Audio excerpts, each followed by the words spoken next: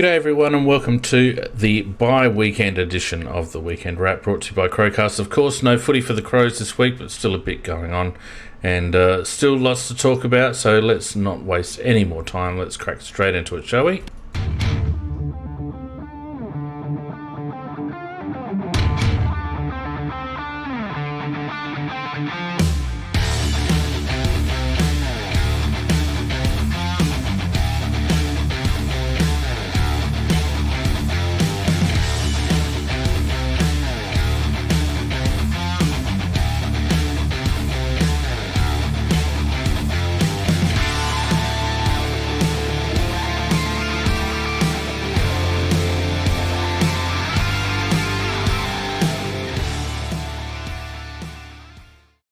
Hello and good evening and welcome to the Queen's Birthday Long Weekend edition of the Weekend Wrap, brought to you by Crowcast.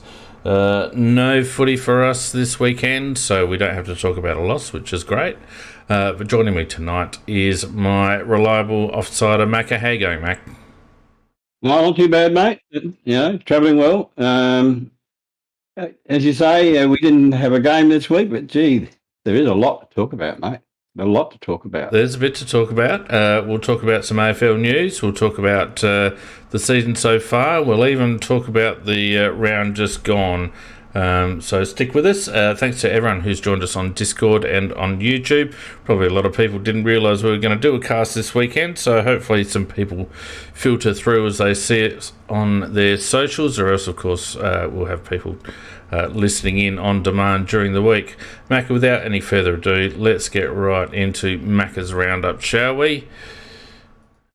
Not a huge... none of the games have been terribly inspiring, in my opinion. The Tigers 11-11-77 beat Port by 12 points, 10-5-65. It was a shame to see Port go down again. Look, I shed a tear or two. I often cry when I'm happy. Yeah. But it was a very, very, very average game between two very, very average teams, I thought, team. And I'm not trying to put Port down. I just think they are two... They're two teams, they can't win the flag, and they're just average teams. And Richmond jumped them early, got 26 points up, gradually eroded, even hit the front in the last quarter, but they ended up losing by 12, and I was very happy. That's not bad. If Port can't beat Richmond, they can't make the 8. There you go. No, look at Bolton, for example, though. 5 shots he missed, 3 in a row that you would kick the left foot, and I'd kick them, I'd even head them through. He just missed some real sitters. Mac, I was out kicking the footy with my youngest today, and I replicated each of those 6 shots, and I got them all. Yeah. I just want to have one issue in that game, the Butters versus Jonas issue, where they collided and hit heads. And one went back after 6 minutes and after being treated, one went out after 8 minutes being treated. Yeah. I would guarantee you that if that had been in the first quarter, there may well been a concussion test. I mean, at this stage, without any other people off the ground. Mac, it's not the first time Port Adelaide have been caught up in a bit of concussion testing controversy. I remember one either last season or the season before, I can't remember exactly which, but they were also questioned about not applying concussion protocols. Supposedly the doctors look at the vision and make an initial assessment about whether there's anything that warrants a concussion test. I would have thought the impact between those two lads would have warranted a concussion test. But what's his name? Jonas had 11 stitches in that eye. Yep. And I'm a bit surprised, given the AFL's tough stance or supposed tough stance on concussion, that there hasn't been a little bit more said about it, to be honest with you. The AFL have cleared it, but I'll guarantee you if it had been 2 Crows players and we did exactly that, the AFL would put an inquiry into it. I'll bet my... well, I'm not going to say what, but I'll bet them on it. Yep, 100%. 100%. Anyway, let's move on. Essendon and Carlton. Carlton 26 points in the end, 12-8-80 to Essendon 7-12-54. Carlton off the boil will make the 8 won't trouble the scorers in the finals, I don't think. Well, it was the Don's 150th, and I saw Heppel give a mighty big prep talk to the boys before the game, and that's about where it ended for Essendon after that. I'd say this, that while the Blues, they lost Chera very early, actually, out of their midfield, but their midfield still won the day with Cripps and Hewitt and what's the other bloke? Walsh. They dominated the centre square, and up forward they got Curnow and McKay. Looking at Essendon, Stringer, fat, unfit. I think absolute disgrace to see him out there looking like that. And Paratity's hammy. He's one of the good ball getters. So look, Essendon. I reckon Rutten's in real trouble. Oh, I don't think he lights out the season. I was very interested in. There's been a groundswell this year, and particularly over the last month or 6 weeks or so, just to ease James Hird back into everyone's consciousness. And he certainly got introduced with, much hoopla during that pre-game celebration. I can't see him back at Essendon. I just think that'd be a bridge too far from a PR perspective, but I can see him coaching somewhere.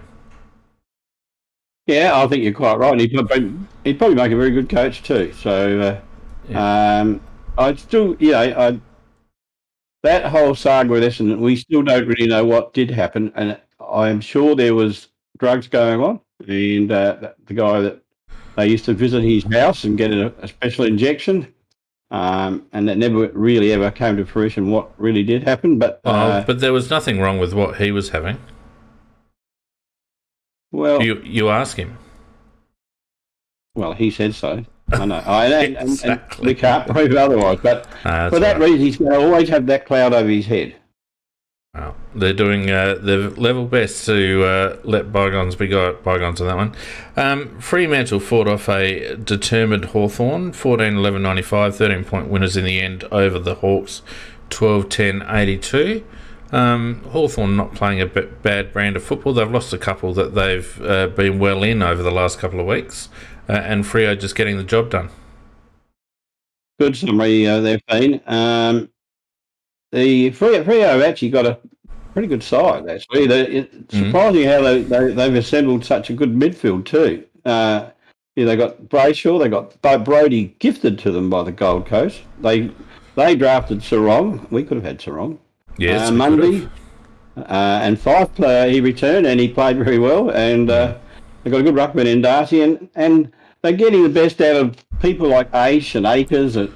That's right. They're fringe players. They are, and so they're obviously a very happy team. They're very coached very well. Look, I think Freo will definitely play finals. There's no question about that, and whether they're good enough to beat the really, really top sides, I don't know. But at the moment, they're sitting up there as one of the very good sides.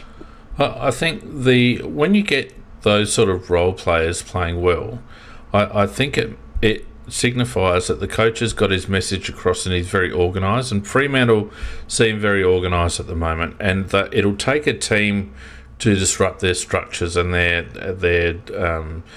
setups in order to cause them trouble. Because if you let Fremantle play the way they want to play, they're very difficult to beat at the moment. Everyone is very much singing from the same hymn book in that team. 100% right there, Fiend. And a little bit of credit to Hawthorn, because I think they're possibly the best team that can't possibly make the eight, and because they always give a good fight before they go under. That's true. Yep, I'd agree with that. And the Lions accounting for St Kilda, 10-18-78 by 21 points over Saints, 8-9-57. But a couple of blokes going down and one or two injury concerns for the Lions out of that game, particularly Zorko looked to do his hammy pretty well. He did. He did definitely. There was two good sides that flogged it out there, but the Saints were on top in the first half, and yeah, they were still only 3 points down at 3/4 time. But you could see they were going to lose, Fiend, because they had three players injured, two from concussions. They actually did their concussion test. Yeah, like they should. yeah. And one other player went off with a hammy, and they only had two players to rotate, and you could just see in that last quarter they could barely lift their legs in the last quarter, and Brisbane ran all over them in the last quarter. So it'd be interesting if they'd had 5 full rotations for the game to see what the result would have been. It might have been different, but. And Zorko, he went down. That was fairly late, I think. Zorko went down, but early in the last, I think it was. Yeah, so it looked like he just grabbed it straight away. He's pretty high, and so it's definitely a hammy. So you'd think he might be out for a week or two. They reckon a bit of hammy, a bit of groin on that one. And he's a bit hamstring prone. Just on that, Jared Lyons, Jared Lyons just keeps turning up and putting in good games, and wouldn't you like him as your outside midfielder, just getting the hands from our inside players and delivering into forward 50? You know, we identified that when he was with us, that he was extremely underrated as a ball deliverer, and he's so neat as a footballer, and he's turned into a very smart player, and I'm so happy.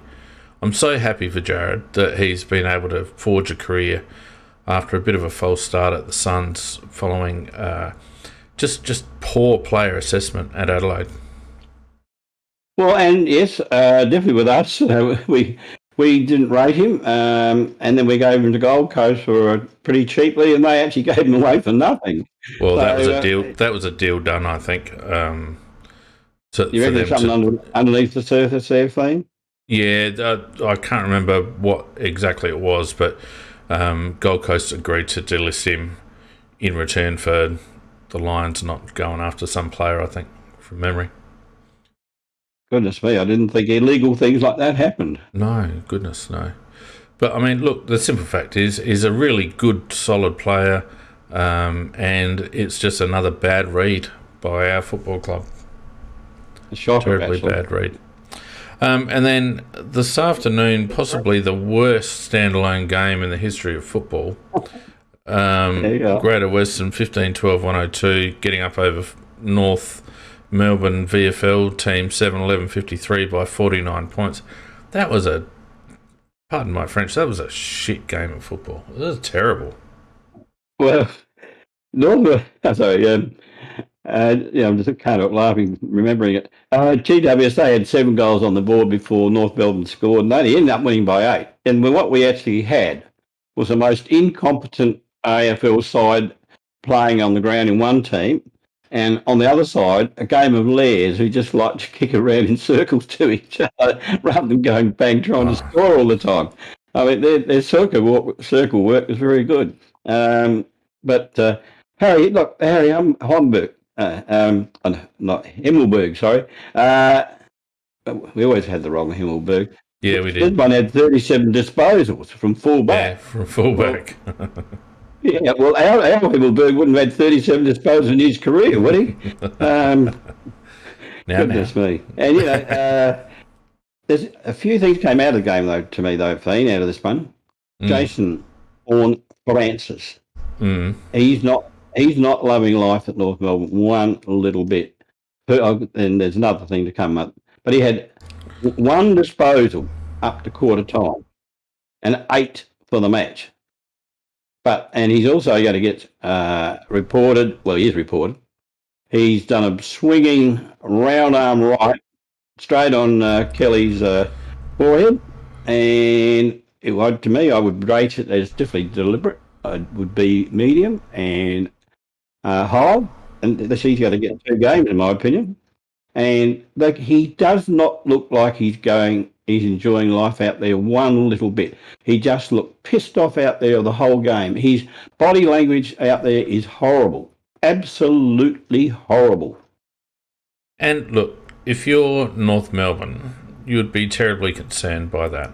You want buy-in from your young players. I mean, they've brought in Jason Horne-Francis as the future of their club, along with, Collins. What's his name? The other high-end midfielder they picked the year before. Oh, yeah, Holland. No, not Holland. Anyway, it doesn't matter. They've got two or three there. Gold Coast, yeah, sorry. Yeah, they got two or three in there, and young lads. And then Phillips, that's right. Thanks, Jeremiah. Will Phillips and the young lad from Sturt as well. That's the future of their club. And if they can't get buy-in from the future of their club, then they've got big problems. It does call into question, in my opinion, a bit, Macca, the character of Jason. He's grown up in a very successful South Adelaide junior system. South juniors are very, very strong. And when he went into the senior team at South, they were doing pretty well, and he was very engaged. This is the first time for a long time that Horn Francis has had to deal with a team that is, let's face it, putrid. And he's not dealing with it terribly well. Now, he may be looking to leave. He may not want to be in that environment. But I think at the moment, Jason's doing himself a bit of a disservice. And I think he needs to make sure that he's the best of a bad lot over there at the Kangaroos while he's there. You watched the whole game there, Fiend? No, I watched bits and pieces of it. Mate, he was atrocious in terms of his body language. I hadn't seen a player looking more pissed off being on a football oval than he was today. But he didn't. He had some good mates. People were coming back to him. But I mean, Stevenson, he had one handball to half time. That guy's talented. One handball to half time. Greenwood, the mighty Greenwood, 5 disposals for the match. Yeah, and he got. Oh, sorry, eight. Sorry, and there's 5 disposals. That was Stevenson for the whole game. Zeeble, the captain, 6 disposals. I mean, you're quite right. This is the worst side I've seen for a long time, and their attitude is it's really second rate. And you can't give these bastards a priority pick because they've got the worst coach in the competition. They chose a coach who never coached before. He has coached before. Not at AFL level, but he has coached before. He's never coached at AFL level before, though. He has coached before. He's being found out. Quite successfully.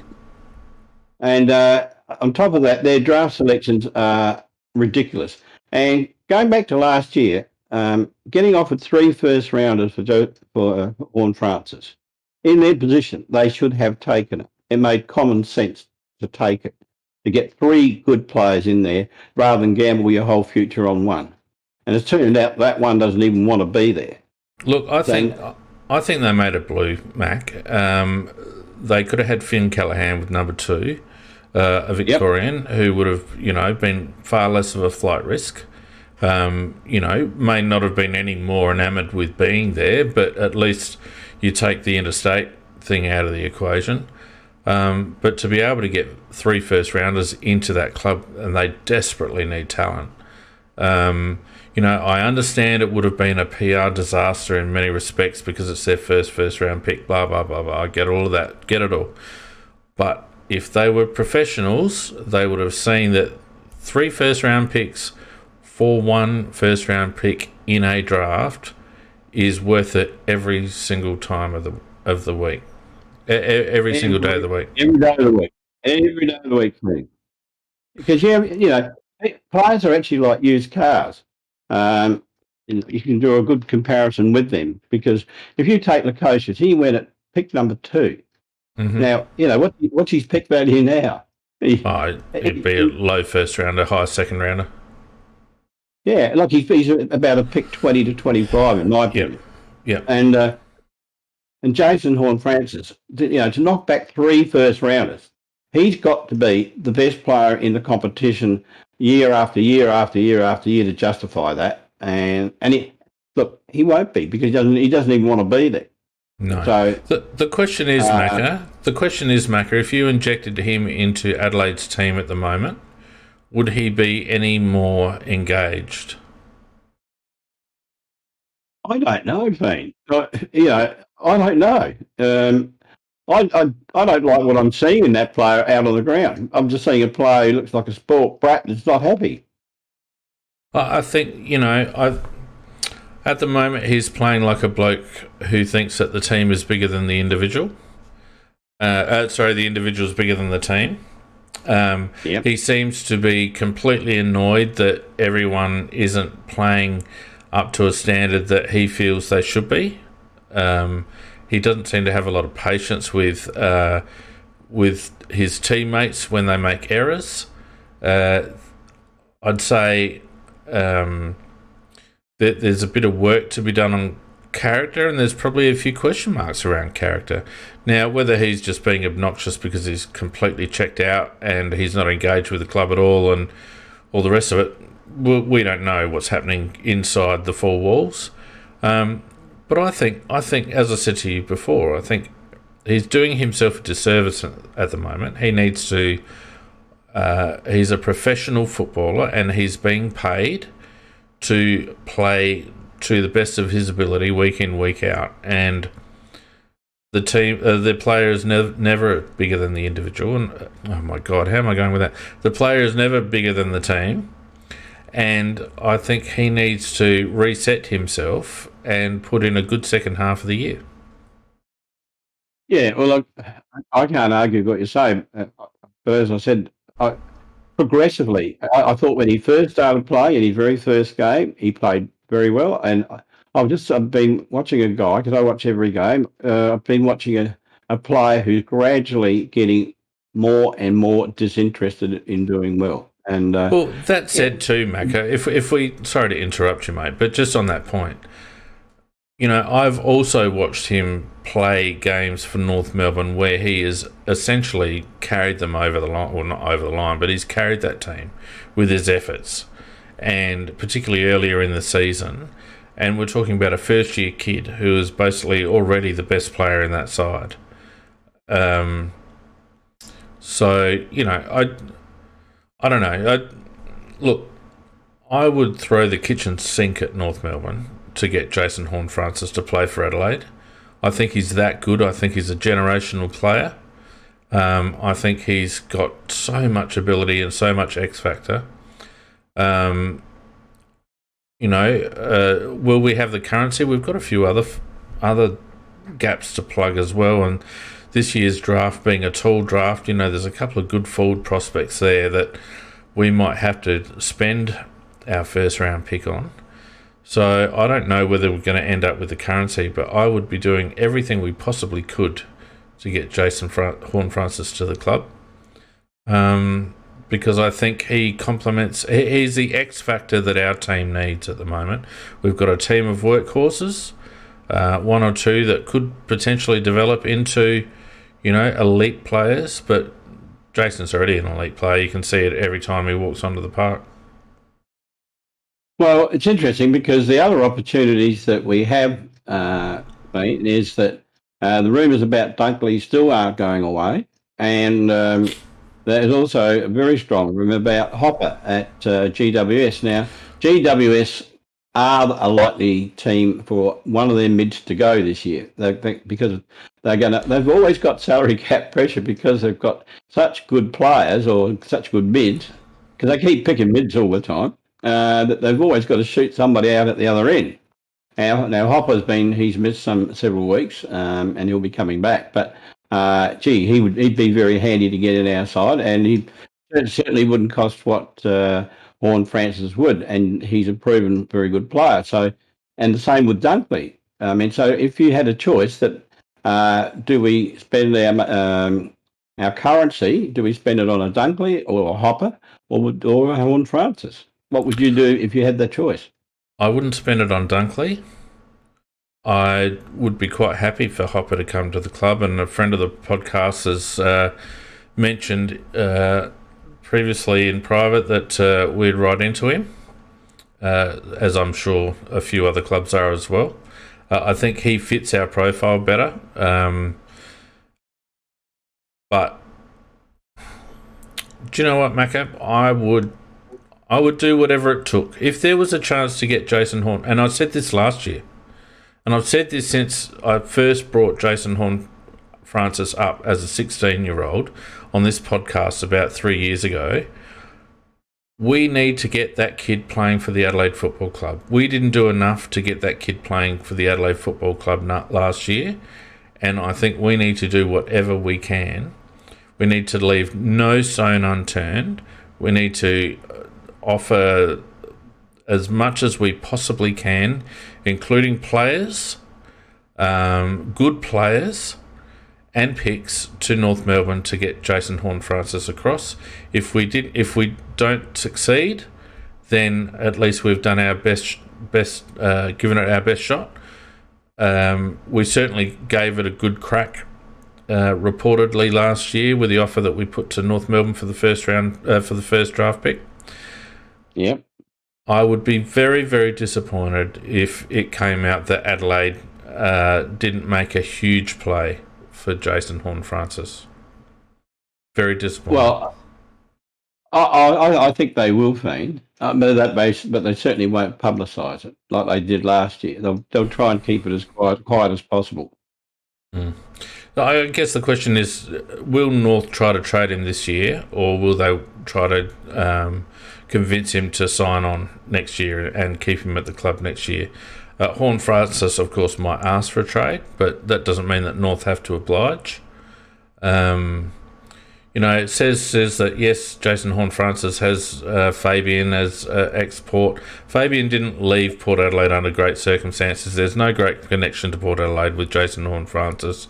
He's probably got a more emotive link to Fremantle than Port Adelaide, truth be known. So I don't think that connection is anything. I think the worry with Port is that they're probably going to lose a couple of players at the end of this season, which will free up some cap space. The issue for Port is, will they have the draft capital to make a play? I don't think they will, and they might also be interested in one of the tools that's going around at the moment. They've also got a player who's really starting to come on in Rosie, who's really come on since being shifted into the midfield. He's starting to show what all the hype was about, in my opinion. Yeah, he's been a big disappointment up forward, but is looking like the player that they thought they were drafting since they moved into the midfield. And yeah, that's their fault, not his, because nobody makes great careers out of stuck being in a forward pocket when you played half-back, midfield, etc. And then but to be fair, he did have a foot injury, Macca. Yeah. He had plantar fasciitis, and that, you don't know. I don't think he had the capacity to play midfield until this season. Here's a question for you, Mac. Would you give up Rochelle for Jason Horne-Francis? On what I saw today, you wouldn't. But I know he's about 10 times better than that. Yeah, I would. I would do it in a heart. Everyone on the chat saying no. I would do it in a heartbeat. In a heartbeat. I would say, Josh, have a good career. I mean, in a trade situation, he has to agree, and I don't know whether Rochelle would agree to go to North, but I would in a heartbeat. And that's not underrating Rochelle one bit, because I think he's going to be an excellent player for us. But if that's what it took, I'd do it. Only as a straight swap, though, Fiend. No gold around it. Well, I think I don't think that works. We picked up Rochelle at pick 4 or whatever it was. Horne-Francis pick 1. I'd be happy to chuck Rochelle and a third rounder or something like that to North for Horne-Francis. Okay, but nothing like a first or a second. No, not a first or a second, but I'd chuck something in there with it. I think Horne-Francis is that good. There's not. I was thinking the other day about who I wouldn't be prepared to put on the table for Horne-Francis, and probably the only one that I wouldn't be prepared to put on the table for Horne-Francis is Geordie Dawson. No, you wouldn't put him on there. No, he's the only one. Yeah. Well, look, all this hypotheticals about Horn Francis. It would only be if he really wanted to play for us, not just to get out of North Melbourne. I mean, if he wanted to play for us, because if he only wanted to use us as a stepping stone out of there, well, then it would be silly to do that, because there's definitely two Horn Francis. The one that's got his heart and soul in the game, and then the one that when he just runs around pissed off. And you don't like to see that in a young player. Everyone's kicking off at me about that call, Mac, on the chat. Everyone's kicking off. But I tell you what, I've been watching Jason since he was 16 years old, and I'm telling you right now, the kid's a freak. Absolute freak. Yes, I'd chuck in I'd swap Riley Thilthorpe for Jason Horne-Francis in a heartbeat. In a heartbeat. Yes, I would swap Thilthorpe. Yep. Thank you, Macca. There we go. Bit of controversy for the bye week. Well, yeah, but look, we're not here to be popular. We need to be to tell the truth as we see it. Now, that's not necessarily the truth. It's our as they start using in these bloody serials on TV, my truth or our truth. Yeah, there is really always only one bloody truth, but it's our opinion, isn't it? It's not a truth. And we could be right, we could be wrong. And the patrons out there, they could be 10 times smarter than us, but that's just what we think. Yeah. Mick is particularly aggrieved about my call, but I just wonder how many games of football Mick's watched Jason play. Anyway, enough of that. We could go on forever. It's a matter of opinion, and that's certainly mine. But long way to go. And look, to be perfectly frank, I don't think he comes to Adelaide. I think Adelaide won't pull the trigger on that sort of a deal. No, they won't. It won't happen. No, I don't think. I'd love it to. I don't think it will. I think we've got our eye on one of the South Australian tools in this year's draft, which takes away a lot of currency. So, yeah. Anyway, of course, Melbourne and Collingwood play tomorrow. That should be an interesting game. Collingwood up and about lately. Melbourne just off the boil a bit with a few off-field issues. Let's quickly run through the premiership ladder as it stands halfway through the bye, so it's all over the shop. But Melbourne, Brisbane and Freo all on 40 points, with Melbourne with a game in hand. Carlton on 36, Geelong on 32, along with St Kilda and Sydney. Richmond in the 8 on 28, Collingwood out of the 8, also on 28. The Bulldogs, which we'll touch on in a minute, 24, along with the Gold Coast Suns. Port on 20 points, just about done their dash, I reckon. GWS on 16, along with Hawthorn and us. Essendon on 8, and North and West Coast on 4 apiece. And it says a lot about West Coast's ability to tank, Macca, that they're below that rabble that we just finished talking about.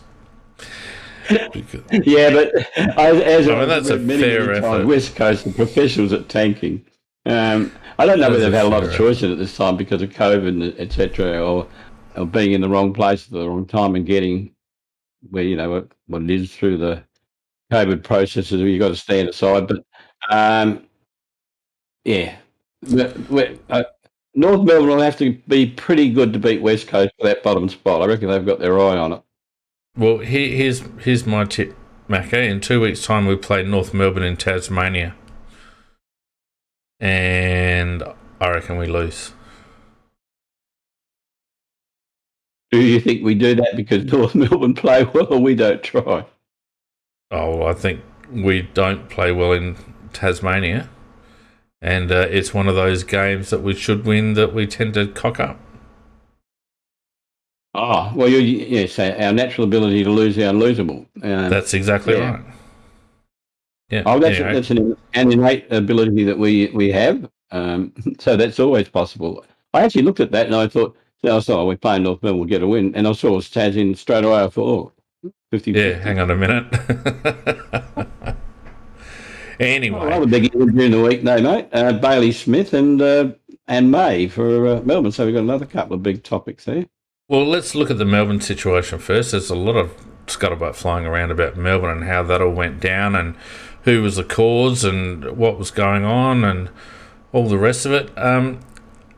For a premiership, for the reigning premiership club, that's a fair amount of scuttlebutt going on, isn't it?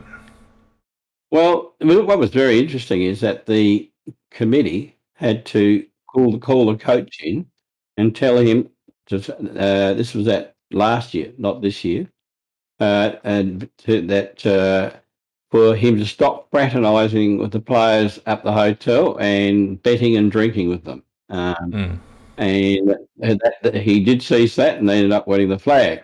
And of course, this situation is slightly different. This is the players this time. And May was he was out through concussion and not allowed to drink during that period, which he took no notice of whatsoever. Apparently, I say apparently because I'm only reading what the papers report, he was sledging all his teammates, and eventually one of them didn't like it anymore, and it got to fisticuffs, and May copped a beauty in the mouth of the bloke that's punched him, and ended up infected with an infected hand, and had 2 operations. So it's a very bad look for the Melbourne Football Club, and things obviously aren't running there as smoothly as they should. They've lost their last 2 games on top of that. So I think it's the last thing that Goody needed at the moment for that to happen. Well, they need to reset real quick because they're looking at the moment like they might be one-hit wonders. They've got an extremely powerful team, but you and I both know that as soon as players start bathing in their own glory and going off not adhering to team rules, etc., then things can get out of hand real quick, and it only takes 1 or 2% off your best, and you're back in the pack in the AFL. So they got a bit of work to do. They've got plenty of quality in that team, so they'll obviously be around the mark. But I think the scuttlebutt around Goodwin worries me.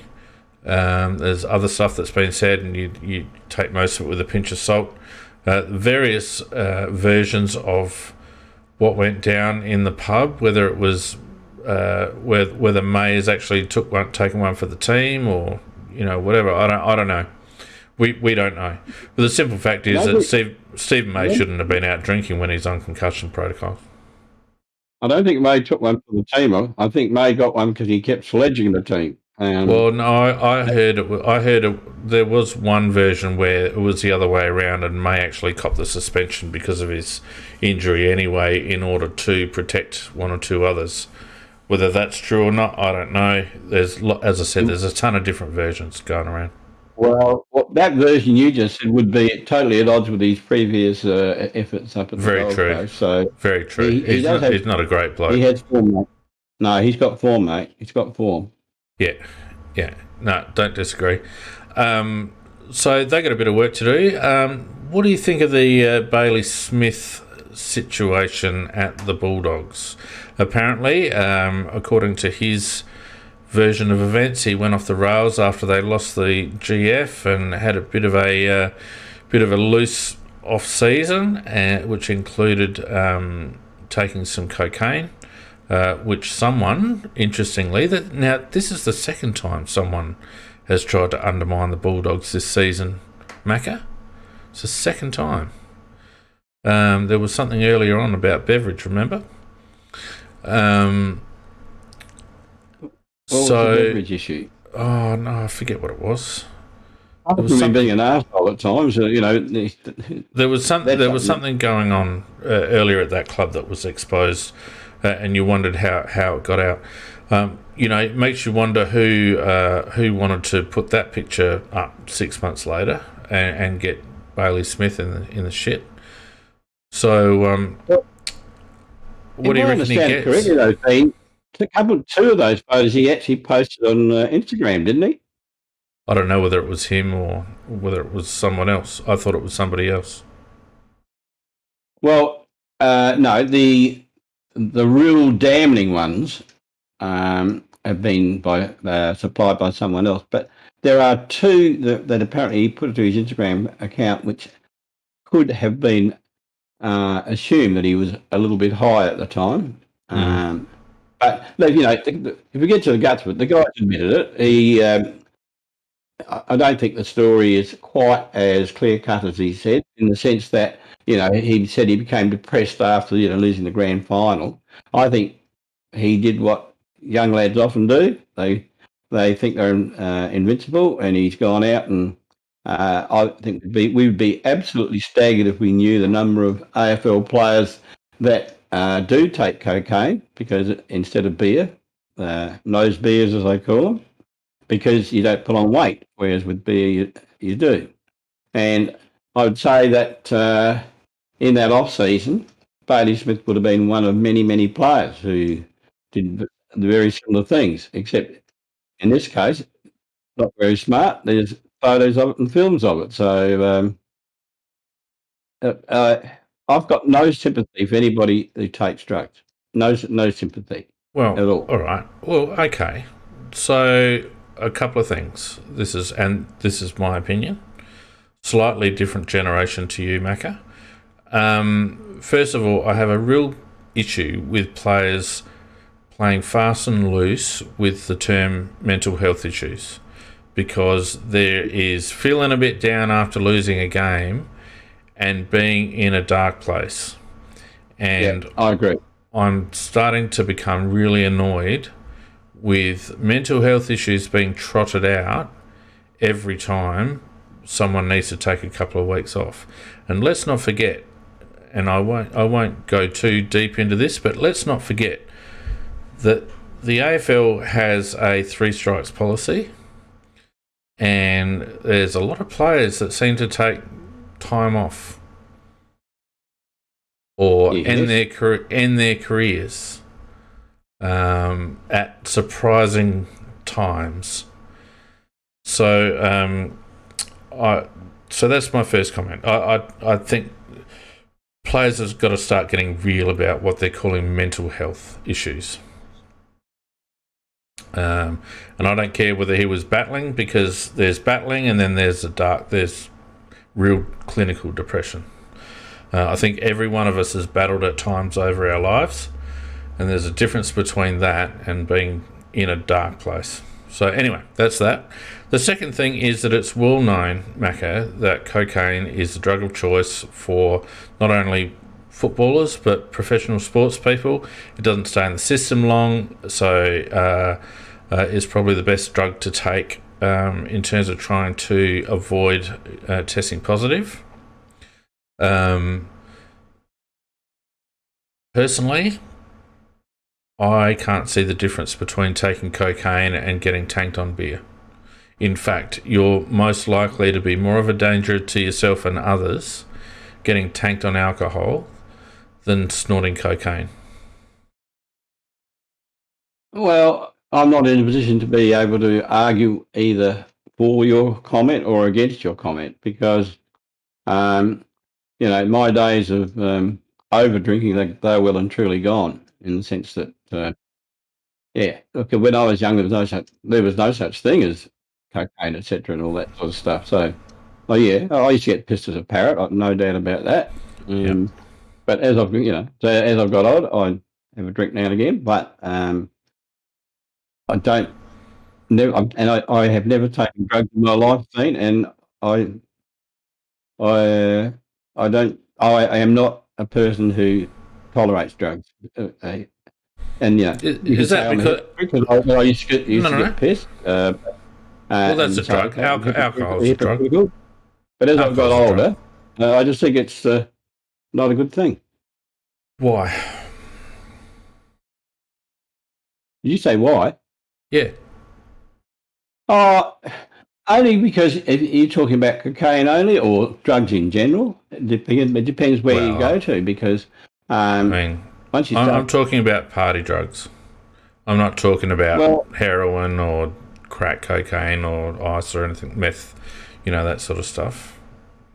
Okay. Well, if you're capable of restricting it only to that cocaine, maybe that's okay. But if it leads to you getting anywhere near crystal meth, then I just think that's shocking, because crystal meth to me is just an intolerable thing, because so many people who are innocent people have been killed in car accidents or attacked or whatever by people under the influence of crystal meth crystal meth. So I guess my attitude, I can say I could tolerate what you were saying, but I generally it's not, in the long run it doesn't get restricted to that, just to that. Well, it says who? Well, I just said. What are you basing that on? Because I know people who've been on drugs, Fang, and I know people who've been on. I know how they started, and I know, and I'm talking about even family members. You're not members. Robinson. You're not Robinson Crusoe. And I know how they started. I know how they finished, and it's not a good thing. Well, you're not Robinson Crusoe there. I think every one of us knows someone who's had a drug problem. I know far more people that have had an alcohol problem than a drug problem. And you're absolutely right. Once you start talking about heroin and crystal meth, etc. Yep. And yes, there's the argument that any drug's a gateway to other drugs, but the statistics don't necessarily back that up. I just feel like there's. I mean, we're getting into social political issues here, so I don't want to go too deep. Yeah, Professor Fleet and Dr. Macker. Yeah, okay. Look, we've dropped that topic, but it's more about what Bailey Smith, isn't it? And the thing is that he's been caught and he's admitted it, and he'll probably get 2 weeks, fine. Oh, I think we get more than that. You reckon? I think he'll get 6. 6? Yeah, I think he'll get 6. Well, I mean, I'm anti-drugs, but I'm not going to. I wouldn't be giving him 6. I think. Well, what do we give? What do we give Brad? What do we give Brad Crouch? Anyhow. What do we give Brad Crouch? Was it 4? Well, no, 2. 2. He got 2. It was more than 2, I think. I think it was more than 2. I can't remember now. If someone on the chat can remember. Oh, there you go, Firewalker.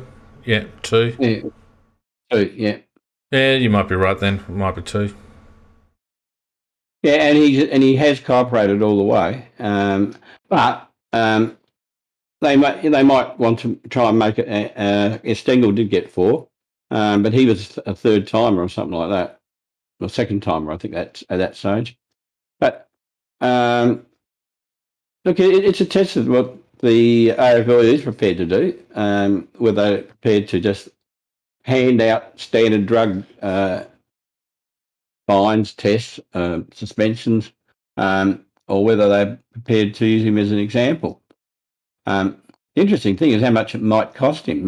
He's got 3 major sponsors outside football. One who said they will continue to back him, and 2 are not sure yet whether they're going to or not. I think the fact that he came clean and came forward and all the rest of it will probably work in his favour with regards to his sponsorships. I don't think he'll suffer terribly there.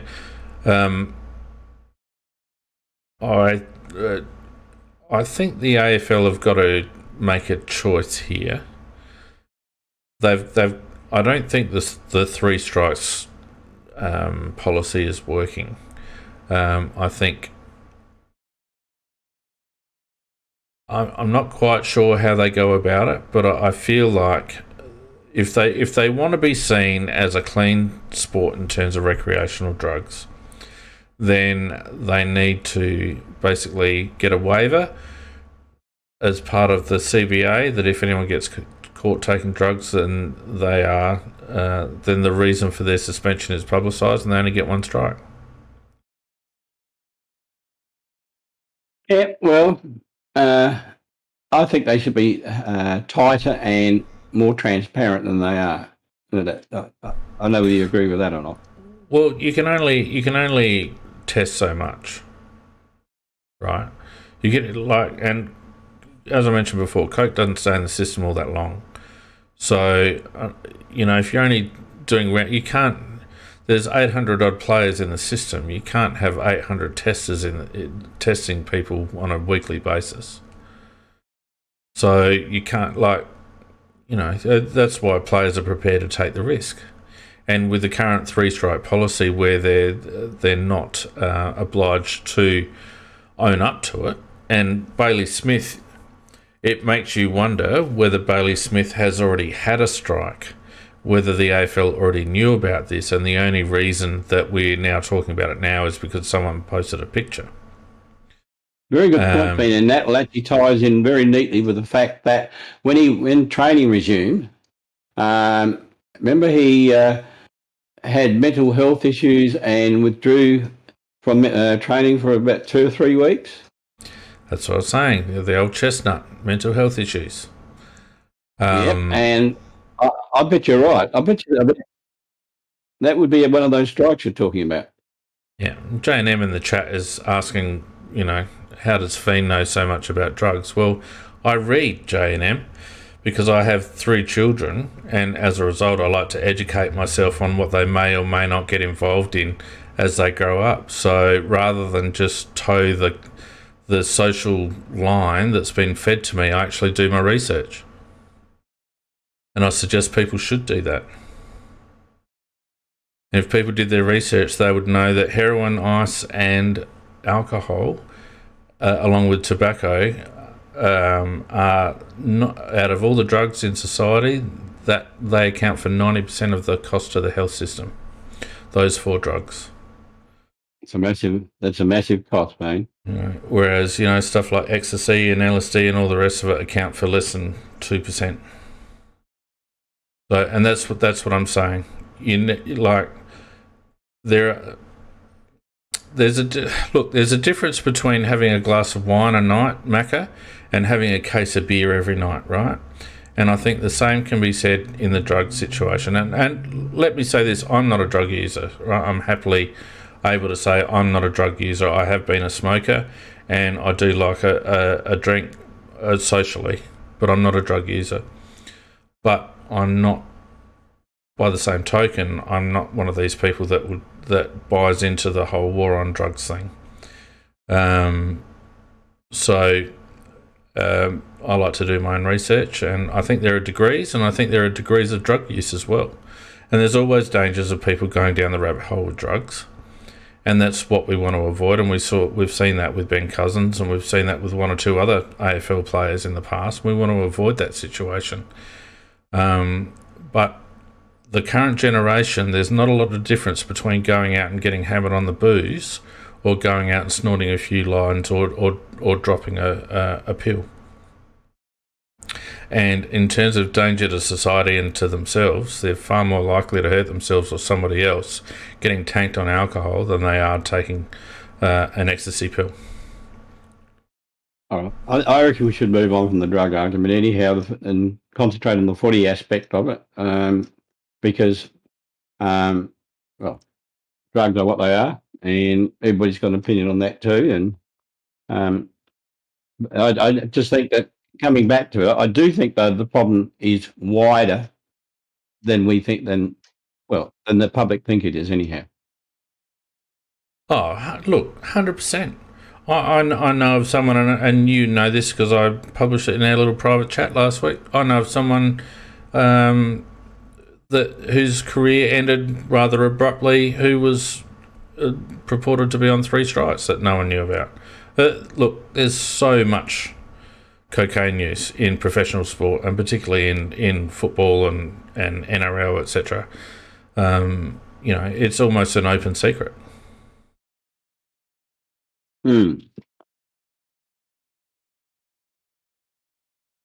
Yeah, my opinion is that Smith will probably he'll get 2 unless the AFL want to make an example of him, because 2 was been what other people have got.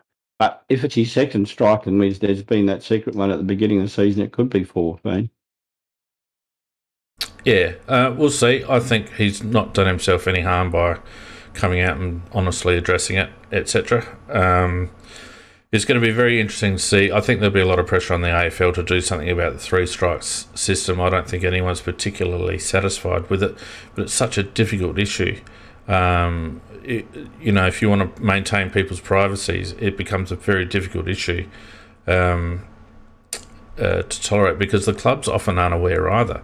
There's medical confidentiality between the doctors, etc., etc. The doctor's not obliged to inform the club if there's drug use or issues with drugs with a player. So it becomes a very difficult thing for people to manage, and for clubs to manage, and for the AFL to manage. So I don't necessarily know what the answer is, but I think the AFL do have to make a decision about whether they want to genuinely try to have a recreational drug-free competition, or whether they're going to continue to try and manage it in-house under the current regime. A very difficult one. Yeah. Can I introduce a new topic? Sure. Umpires.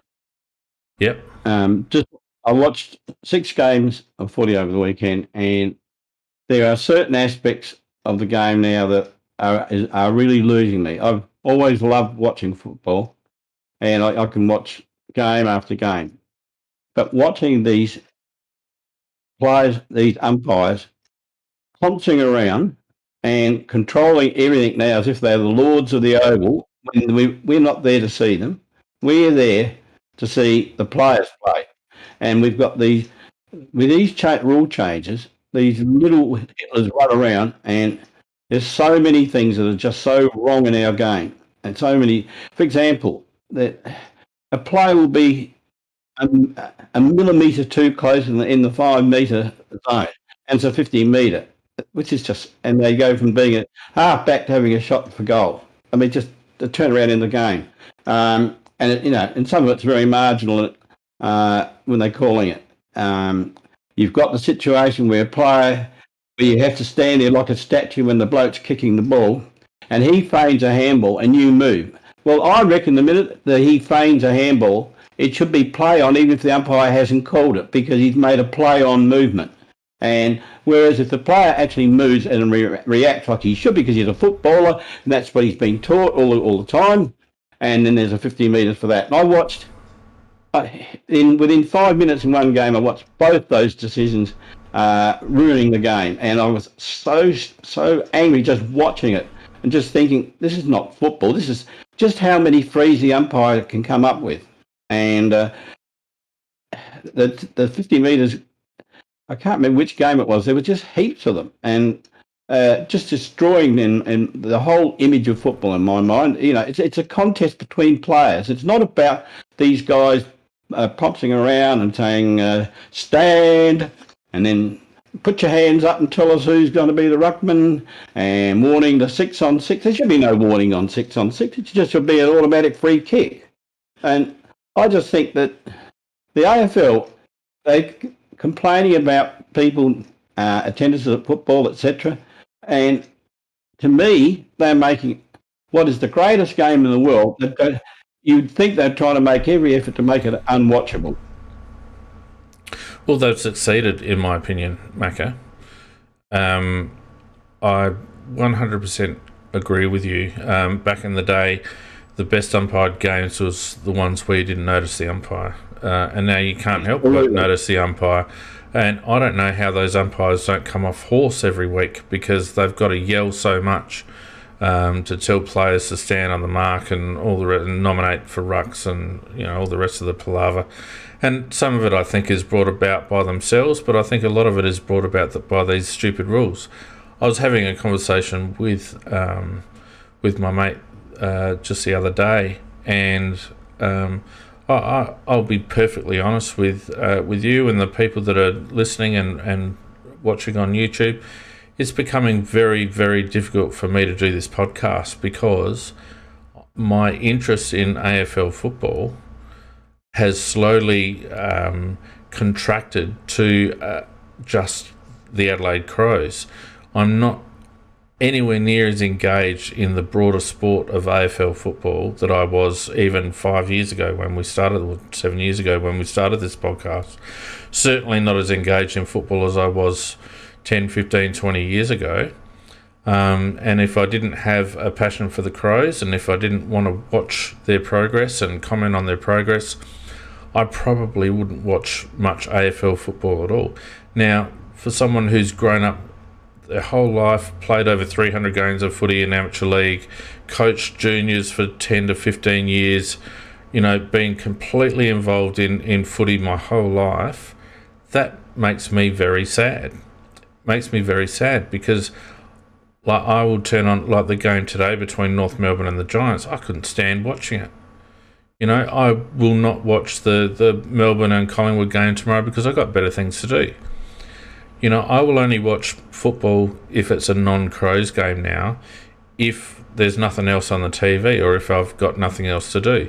And whereas before I would not go to social engagements if there was a Crows game on, now I'll quite happily go and watch a Crows game on replay. No, I don't have the same passion, and I think the reason for that, Macca, is what the Australian Football League Commission and, let's face it, the Victorian Football Administration and journalists have done to this game. If you have a look at what they call journalism in Victoria, they're all opinion writers. They're not journalists. I want someone with half a brain like Matthew Lloyd or one of these ex-footballers that's now commentating. I want them to sit down with Caroline Wilson, and I want them to ask her questions about the game of football that's in front of her and see if she actually understands it, because I'm sure she wouldn't, because that's not her go. She's not a fucking football commentator. She doesn't know anything about the game. She doesn't give a shit about anything about the game. She only gives a shit about politics. So the Victorian journalists have killed the game. The Victorian Football Commission have killed the game ever since they brought the AFL into the equation.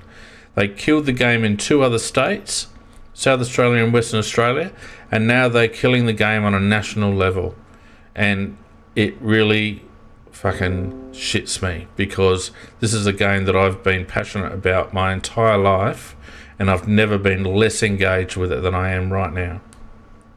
Well, I totally understand where you're coming from. As I said, I'm a junkie, a football junkie, and I love watching footy.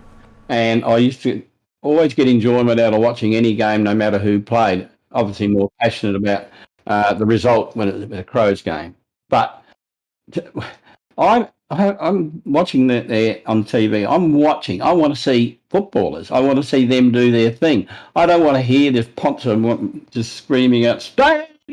and all of a sudden, 50 metres abuse, or 50 metres, descent. There was a 50-metre descent play in one of the games that I watched on the weekend. The ball is at about centre of the end of the ground with a controlling umpire. An umpire in the back half screams out, "Descent!" And so not even in the play. And so they stop the whistle and they advance the player 50 metres, he kicks a goal. And because somebody in the back lines said something that they didn't like, not involved in the play. And I'm thinking to myself, this is just rat shit. It's rat shit. Yeah. It's the only way you can describe it. It's unwatchable. It is petty. It is pedantic. It is manufactured. It's petty. It's a good word. We're talking about a sport of grown adults, whether it be AFL or AFLW. We're talking about a sport with grown adults that are highly conditioned playing a contact sport, okay, and we've got rules that force them to play statue on the mark, that they can't express it. And I don't want any player to start bloody having a crack at the umpires, but a player should be able to show frustration, because the AFL doesn't know whether the frustration is with the decision or whether a mistake or anything like that. Or with themselves. That's what I mean. Yeah. I mean, if I ever go for free, I used to swear like hell, and I wasn't necessarily swearing at the umpire. Yeah. I might have been, but But you're allowed to be annoyed that you gave away a free. You're allowed to be annoyed that you gave away a free. Frustrated. We're talking about highly conditioned players playing a contact sport that is intense, that is 360 degrees for 120 minutes. And they put their bodies on the line, and yes, they're paid well, but they risk permanent injury, and they're not allowed to express any emotion whatsoever. They're not allowed to creep 1 inch offline. It must be incredibly difficult to umpire a game of AFL football at the moment. Incredibly difficult. And I don't have a lot of time for some of these umpires. I think some of them don't do themselves any favours. But by the same token, I would hate to be an umpire under the current set of rules that we have for AFL football. But I think what's happening is we're seeing across the board, crowds are down, Macca. Crowds are down across the board. We're not getting, we had 22,000 to a West Coast game at Adelaide Oval the other day. Now, I know it was West Coast and their crap and all the rest of it, but I think, from memory, that's the lowest crowd that the Crows have ever had. And no one's talking about it. Yes, it was cold. Yes, it was wet. Yes, West Coast is shit. But it's still the lowest crowd we've ever had in the AFL competition, and we're not alone. There was a game. What was the game the other day that they were expecting about 70 or 80, and they got about 40 or 50 or whatever. This is constant. They're playing games in Queensland that they're playing to 10,000 people maximum in Gold Coast. That it's not sustainable. What the AFL are doing is not sustainable for the sport, because people are deciding not to go. They're deciding to spend their money elsewhere. There's a credit squeeze on people's cost of living, ability to sustain themselves financially at the moment is under great pressure. And the AFL think that they're putting on a bloody a piece of entertainment. They've got bloody rocks in their head. People will stay home and watch it, and if it's shit, they'll go and do something else. Well, if you say you're a family of four and you want to go to the football, you just about have to take a mortgage to pay for the tickets and the food. Yep, right. It's ridiculous. Somebody put up there $17 for a souvlaki. Well, that might well be the case. Everything is probably 2 to 3 times what it should be in terms of its value, and then the cost of the actual seats have just gone skyrocketing. And if they don't do something positive about the game in terms of making it more attractive and also making something a little bit more affordable, I just think it'll almost end. It never will in Victoria, but outside of Victoria, I can see a situation where it'll just get more and more a TV game and less a go-to game. Well, Scoop put up a good comment just then in the chat. Sturt Glenelg playing tomorrow. It will be a cracking game, Scoop. And I'm getting to the point where I'm starting to become more interested in watching SANFL because it's closer to the sport that I grew up with than watching this manufactured garbage that I'm becoming less and less connected with. I'm not connected with it. So they're going to have to do something about it, and they're going to have to do something about it soon. And whoever takes over from Gil McLachlan, I think, has got a big job on their hands. Big job on their hands, because that they are not governing a sport at the moment that I would call entertaining. There might be 1 or maybe 2 entertaining games of football around. And if they're not involving teams that the other thing, Macca, that I find, and we had this conversation briefly about whether with the draft and salary cap and all the rest of it, it's now got to a situation where everything is cyclical, and you know that if your team is down the bottom like we are at the moment, that it's going to take a few years to get back up into, quote unquote premiership window. Yep. So why wouldn't I go away and do something else for a few years and come back when the Crows are good? Why am I going to spend my hard earned? Because I don't have the same emotional connection to the Crows as I did when I was a young lad barracking for Sturt in the SANFL. Because they've done away with all that. They've corporatised all that. There is, people of our generation, an older generation, definitely would be in that situation.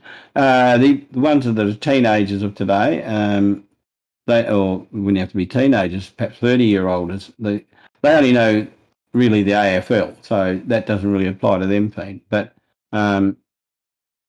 older generations who've been fanatical on their SANFL team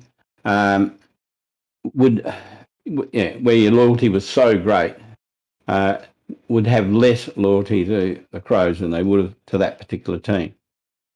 And I think sometimes the Victorian people don't understand what we say when we talk about this, because they, to a large degree, they haven't lost the tribal nature of their sport. It's still the suburban teams that they've always had. It's the suburban teams that they grew up with. What they don't understand is that, and what I think a lot of the younger generation probably don't recognise, and therefore they don't really know why they're not as engaged, they just aren't, is that whole tribal aspect to our sport was ripped apart the moment that the AFL came into existence, or the moment really that West Coast decided to join the AFL at the expense of their state competition. We don't have that tribal thing. And yes, we've been able to manufacture a Crows v Port rivalry, but if you want to talk about a Port rivalry, talk about a Nord v Port rivalry, or Glenelg or a Sturt v Port rivalry. That's a true rivalry. The only reason why there's now a Crows v Port rivalry is because you're either with Port or you're against them. But even so, I would suggest that the passion around the showdowns is probably about 50% what it was when Port first came into the competition. Oh, it was vicious, wasn't it? Really vicious. Loved it, actually.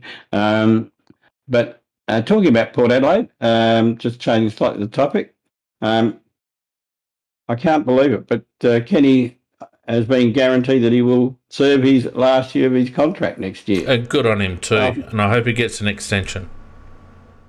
Well, I hope he gets a 10-year extension, because they will never win a flag while Kenny is their coach.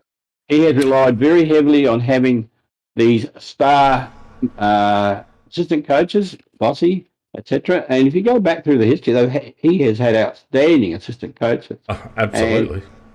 And this year he hasn't, and it's all falling in a heap for him. And but still, as 17 football teams say, in Ken we trust. Well, to me, it says that he either knocked back or got knocked back for the GWS job, which points me in the direction of Jimmy Hurd as the next coach of GWS. And Port Adelaide can't afford to pay him out, so they'll just stick with him.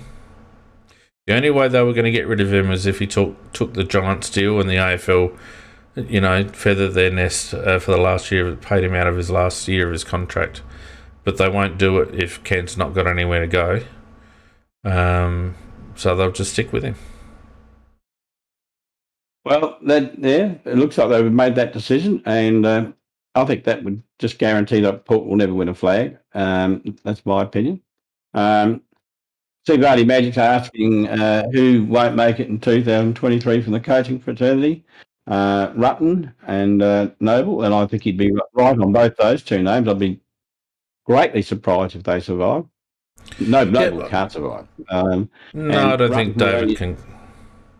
Sorry, go on. Rutten could only survive if. Well, I don't think he can survive. No, I don't think so either, Mac. Here's a dark horse for you. I think if Melbourne don't make a grand final this year, I reckon they might move on Goodwin. On a character character basis? Yes. Or, just the whole shit that's going around there at the moment. I think Stuart Dew's probably done himself no harm. Gold Coast seem to be going okay, so I think he's okay. Chris Scott is there until Geelong freezes over. God. Simpson's the one from West Coast. I think if Noble goes, I think Simpson will go back to North. So West Coast might be looking for somebody. And you've got to ask yourself about Matthew Nicks. Yeah, I'd say Nicks he's got 2 more years. They gave him a 2-year extension at the beginning. This year and next year, I think. No, this year they gave him a 2-year extension. I thought it was last year they gave him a 2 years. Signed up, as far as I'm concerned, he's signed up until 2020 and including 2024. Okay, I thought it was 23. Anyway, it's probably a good segue into the last little bit of our podcast tonight, Mac. We'll probably give this a few minutes and then that'll do us. We're halfway through the season this year, our first season of non-COVID restrictions under Matthew Nicks. Various commentators have come out at various times. Malcolm Blight comes to mind saying that he can't see a lot of improvement, although they happen to change his mind apparently once he visited the club. Personally, I feel like if we look at, I think we've got some problems in list management. I think our drafting seems to have straightened itself out over the last couple of drafts.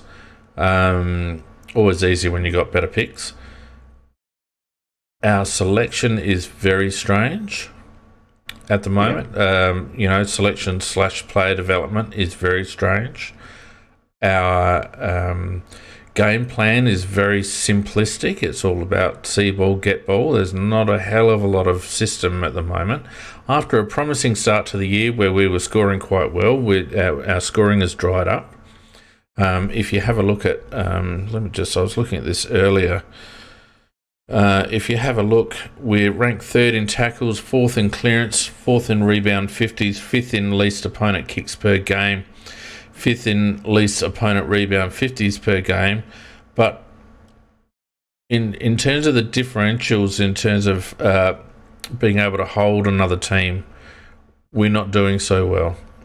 Teams are able to get the ball easily from us, and they're able to use the ball, they're able to get the ball on the outside quite easily, and they're able to score on us.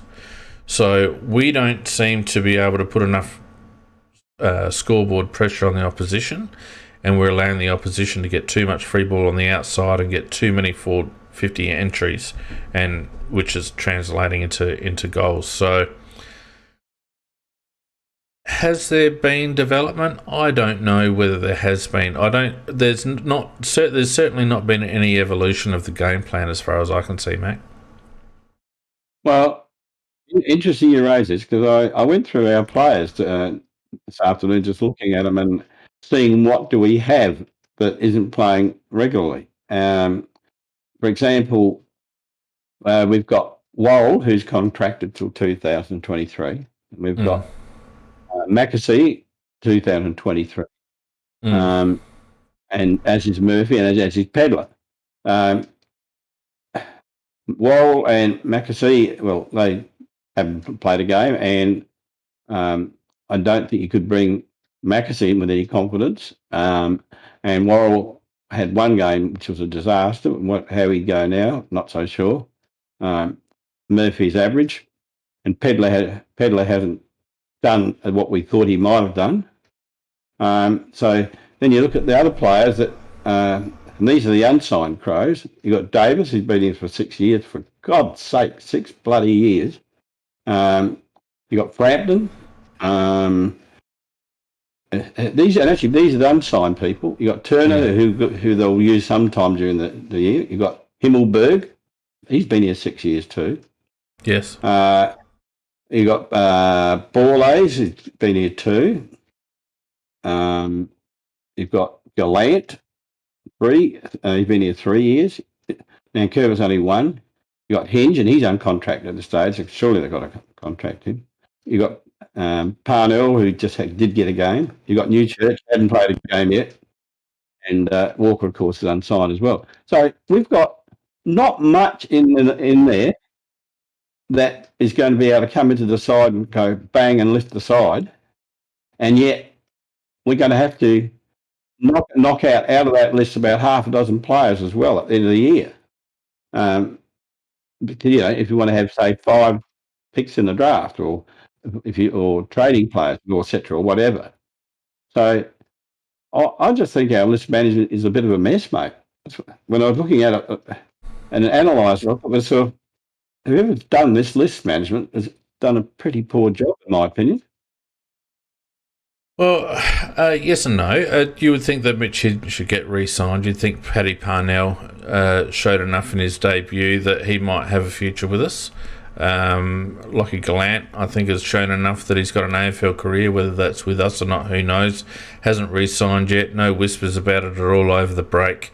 You'd have to think that that's a problem, which is a real shame because I like Lockie Gallant. I think he's going to be a good player. We continually play James Rowe, and yet he's still unsigned. Yep. Tariq has been on the list a couple of years, and you could argue maybe should have had a run by now. Luke Nankervis only 1 year. I would be surprised if they don't extend him for another year. I think they see a bit of X factor in him. Jimmy Borlace, I think, is probably not going to make it. A bit of a tweener and a little bit slow. Elliot Hume. Sorry, go on. I think he'll be out, and I think Davis will be out. I think those 2 guaranteed will be gone. Agreed. I think they'll only keep one of Billy and Elliot, and I think probably it'll be Billy because we need cover down back. Brett Turner was a very strange mid-season draft signing for mine. I don't understand the thinking there at all, Mac. Angry about that. Yeah, Pete and I talked about it last week. Collingwood got the guy we should have taken. Exactly, yeah. And we could have had both. Anyway, so, and then there's a question about Tex. Unrestricted free agent, obviously, looks to have at least a season or 2 left in him. I tell you what, Macca, if I was a team like Brisbane, I would have Tex Walker in my team in a heartbeat. If I was a team Fremantle, I would have Tex Walker in my team in a heartbeat. Yep. If I was a contending team and I just needed a point of difference up forward, some strength and experience up forward, and a bloke that still was hungry to play, and I'm in premiership contention, even St Kilda. Well, I'll tell you another one. Western Bulldogs could do very well with Taylor Walker in their team. Yep. They need someone else to take the heat off Norton a bit. So there's some teams there that I think would throw Tex a 1+1 contract if they thought that they were in the window. And good money for them. And good money. Yep. The question is he more valuable to us gone? Or is he more valuable to us still on the park? Interesting point. Hawthorn did how would you say? They got all their senior players and they discarded them. Yep. I think it was three or four of them. Or Lewis and Mitchell were the 2 big ones. But I don't think they won another premiership after doing that. So I don't think it worked for them. Well, I don't think they were trying to get another premiership, though, Macca. I think that they were trying to turn their list over. They were trying to, but what I'm saying is that they did get rid of, if you like, club, what do we call them, stalwarts of the club, heroes of the club, and they've actually discarded them, and they didn't get, and it didn't do them any good in the long run. That's what I'm getting at. Well, I mean, is it too early to judge? I mean, that was, 4 or 5 years ago? They got rid of Geordie and Sam Mitchell? Didn't they get Warple out of that? Thought one of the picks got them Warple. Anyway, I might be wrong, but I don't think they got a flag out of it anyhow. People in the chat asking if there's a Discord issue, Macca. I don't think so. If there is, I can't do anything about it, unfortunately. There are people chat. No, this is in terms of the chat. It doesn't seem to be feeding through. It might have been disconnected, but unfortunately, that's not something I can fix. So we'll just have the YouTubers on here, and I'll put the Discord chat on the other way. Mac, yeah. Well, I mean, what's the bottom line? Would you keep Tex, or would you say thanks for your service, go and try and win a flag? There's two answers. The ruthless answer would be common sense. It would be you'd move him on. But if you're talking about people getting to love their football club and all the rest of it, you'd keep him on because he is seen by the players as their spiritual leader. Blaney might be the coach, but there's no doubt Tex is their spiritual leader. So from my point of view, no, I wouldn't move him on. Jeez, I don't know, Mac. I don't know. On the one hand, I'm very dirty about how some players have been handled by the club in the twilights of their career. Eddie Betts is one. Back in the day, Tony Modra is another. There's a few others. But by the same token, this is a professional competition, and our list is in such a state that we need to do something. The one that I'd be happy at moving on is Rory Sloane, to be perfectly honest with you, and he's captain of the club. I'll be happy to trade Rory. I'd definitely be happy to trade Rory. I'd probably land on, if Tex wants to be a one-colour player and play out his career at Adelaide, I'd probably say okay. That's probably where I land on it. But I wouldn't begrudge him going. He's made it clear he wants to be a one-team player. He's made that clear. And he said, do I want to stay at Adelaide? Yes, I do. Have I been offered a contract yet? No, I haven't. And the minute that came out, they had a meeting within a day or two. And obviously they got wind that perhaps other people were trying to get hold of him along the lines that you were talking about. And I think they will knock out a contract for Walker, I reckon, within 2 or 3 weeks. I reckon perhaps within the next fortnight there'll probably be an announcement for Walker. But I would be prepared to trade Rory Sloane. He doesn't add value anymore. In fact, I think he's a negative out on the field. Yeah. Looking at the players out of contract next season, Macca, you've got Andy McPherson, who seems to have disappeared off the face of the earth. You got Chase, you got Darcy, you got Fisher Mac, you got Harry Schoenberg, you got Jackson Haitley, Geordie Butts, Josh Worrell, Kieran Strawn, Lockie Murphy. Luke Brown is an interesting one. Unrestricted free agent next season. Matt Crouch, Nick Murray, Paul Seedsman. Unfortunately, may be a decision taken out of our hands. Sloane, McAdam, Duday, and Zach Taylor. There's a lot of deadwood in there, isn't there? McPherson, Mackesy. That's what I was appalled at when I looked through the list. I was appalled. Murphy, I went through them one by one. I thought, geez, we've got a shit list. Well, we do. It's completely upside down, unfortunately, our list. And I don't think, I was quite bullish at the beginning of the season. But the thing that has probably tempered that for me is the way in which some of these lads haven't kicked on. We haven't seen Luke Pedler come anywhere near to where he needs to be as an AFL footballer. And you have to ask the question, Macca, if you knew the kid was underdone physically, given that there was a whole bunch of other good midfielders around at that pick, why do you take Luke Pedler? Yeah, exactly. I mean, I like Luke Pedler. I think he's got good skills.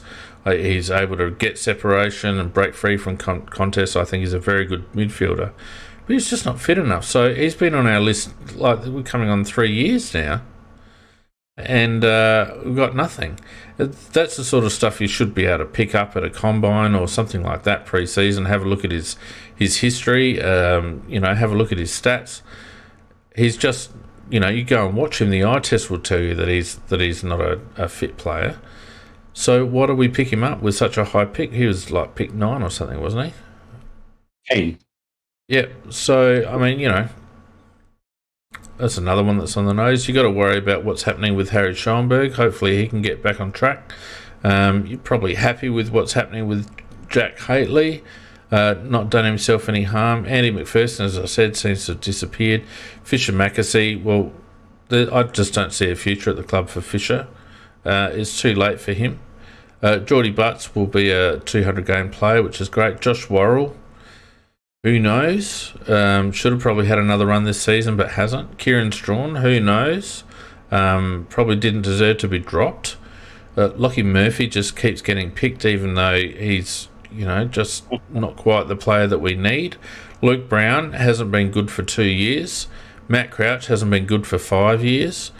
Nick Murray is just a good, robust country player that is probably lucky to be on an AFL list.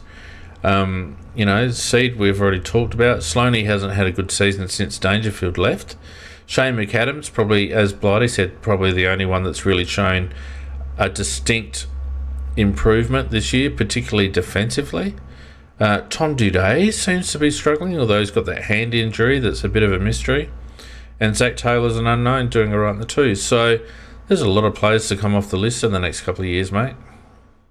Well, you just re-rated it from a shit list to a very shit list, mate. I mean, seriously, there was no joy in what you were just saying then.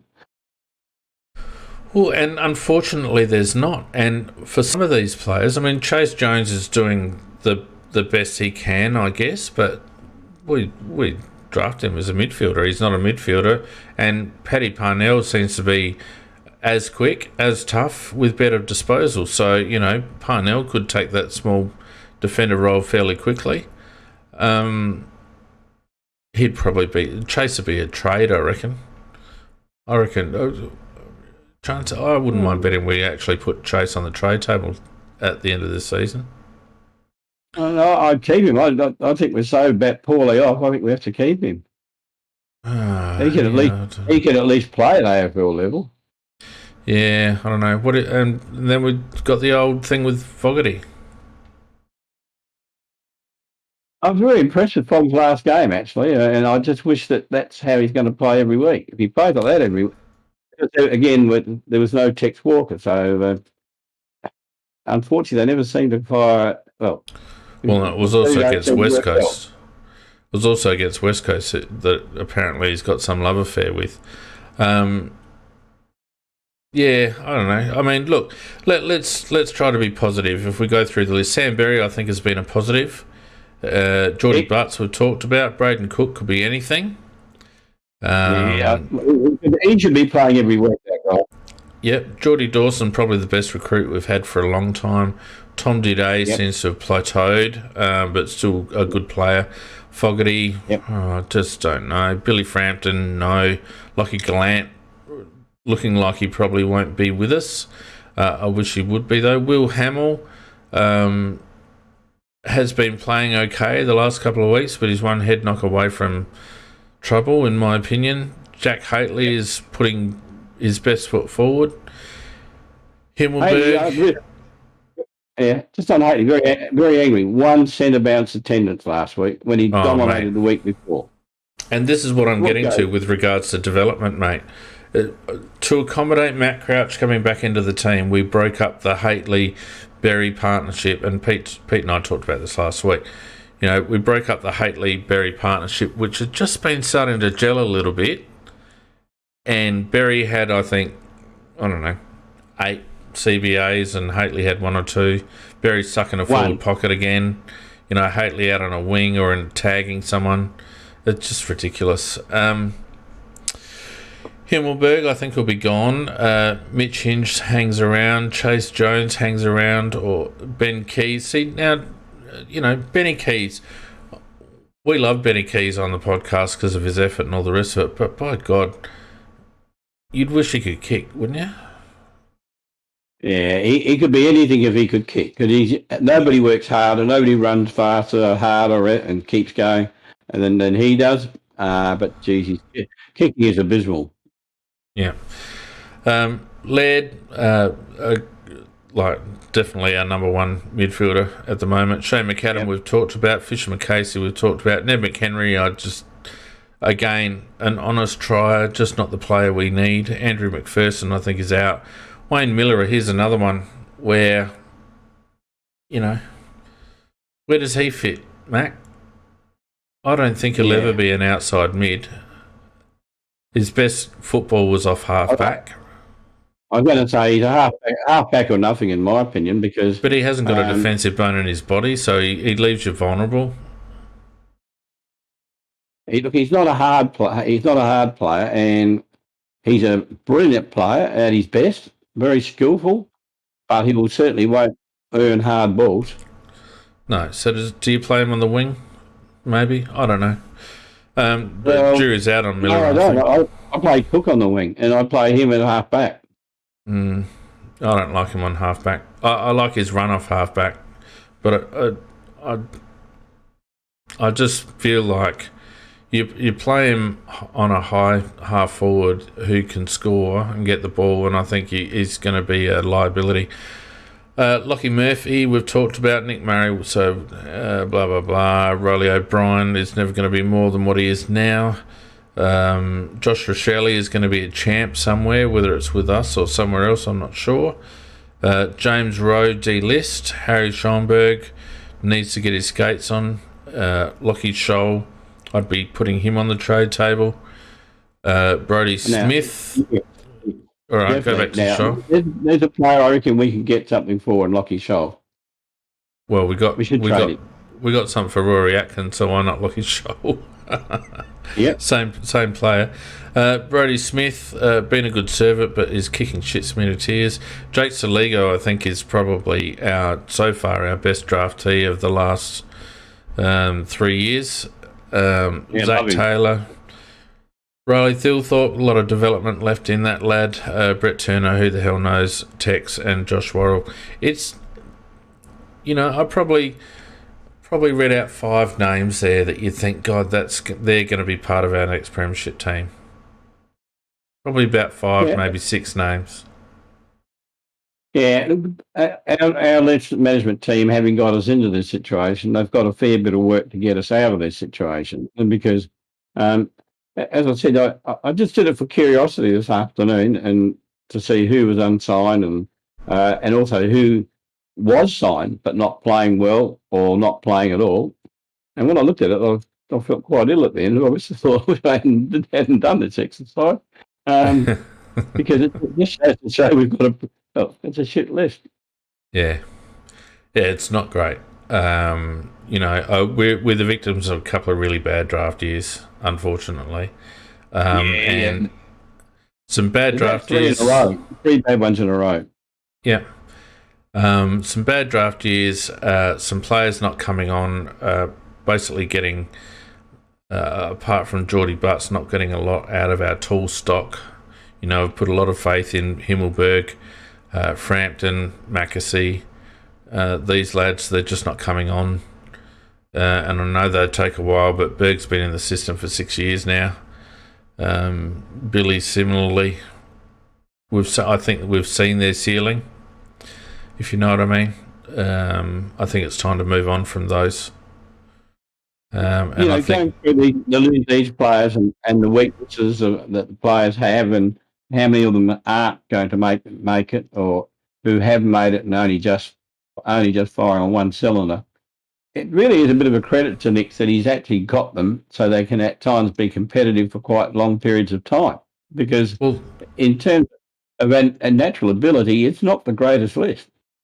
No, but we have got a team. The one thing that I enjoy watching about Adelaide is we've got a team of triers. There hasn't been too many games or too many periods within games where you've felt like the effort has dropped.